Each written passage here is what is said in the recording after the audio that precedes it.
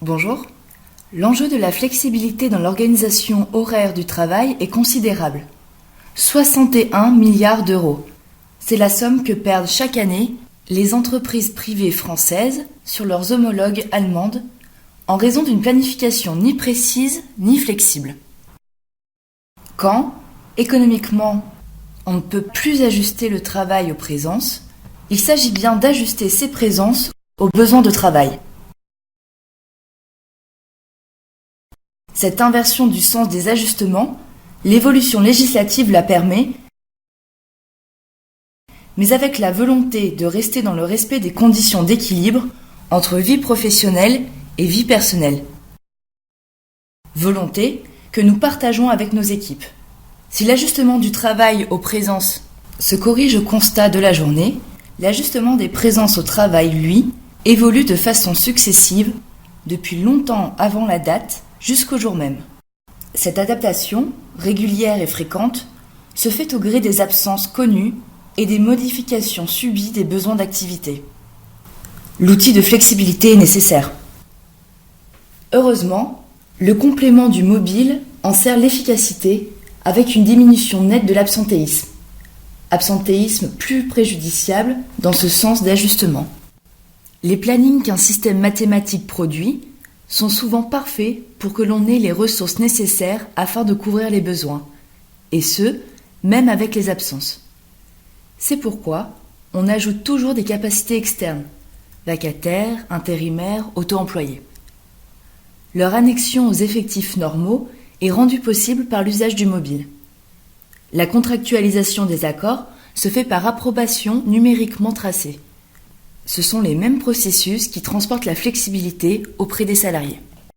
Les gains sont également liés à la sécurisation légale nécessaire des plannings individuels produits dans le cadre d'une flexibilité, sécurisation d'autant plus difficile à obtenir lorsque le personnel est partagé entre plusieurs missions ou établissements.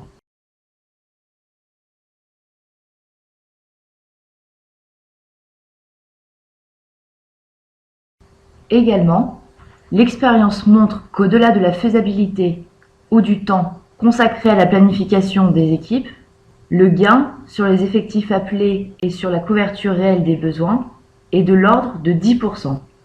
On rattrape le déficit avec l'Allemagne. Malgré une législation plus contraignante, même si l'on partage cette flexibilité via mobile avec nos équipes.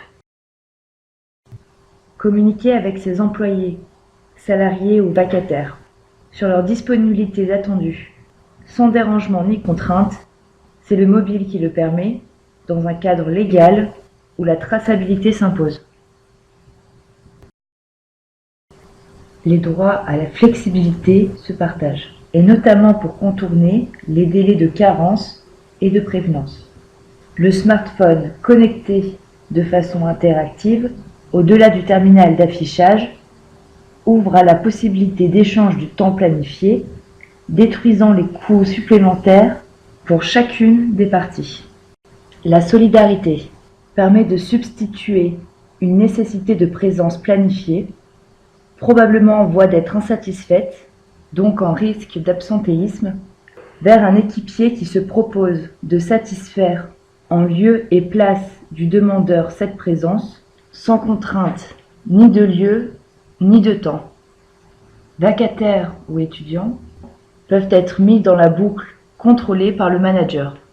Le mobile permet également de saisir et suivre les demandes d'absence, congés ou autres, les demandes d'indisponibilité sur des jours et tranches horaires, avec ou sans récurrence, pour entrer dans des roulements cycliques, de pointer sans pointeuse, d'émarger des accusés de réception, enfin toutes les fonctions que permet un terminal d'affichage et de signature. Certaines signatures ne peuvent être effectuées qu'en mode contradictoire. C'est notamment le cas de l'état des présences qui se déversera dans la paye.